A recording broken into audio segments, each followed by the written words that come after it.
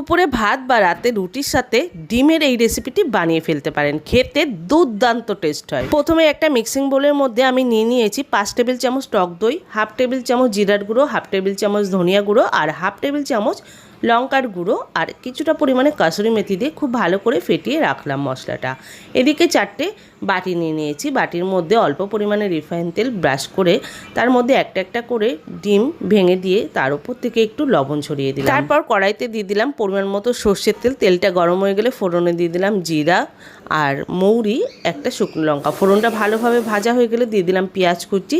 পেঁয়াজটা হালকা ভাজা করে নিয়ে দিয়ে দিলাম একটা বড় সাইজের টমেটো কুচি আর একটু লবণ। টমেটোটা ভালোভাবে সেদ্ধ হয়ে গেলে দিয়ে দিলাম আদা, কাঁচা লঙ্কা আর রসুন বাটা আর দিয়ে দিলাম যেই মশলাটা তৈরি করে রেখেছিলাম সেই মশলাটা দিয়ে গ্যাসের ফ্লেমটা মশলাটা খুব ভালো করে কষে নিলাম। এদিকে ওই মশলার ওপর একটা ঝাঁঝরিযুক্ত থালা বসিয়ে ওই ডিমের বাটিগুলো বসিয়ে দিয়ে ডিমটা ভাপিয়ে নিলাম। ডিমটা ভাপিয়ে ঠান্ডা করে নিয়ে নামিয়ে নিলাম।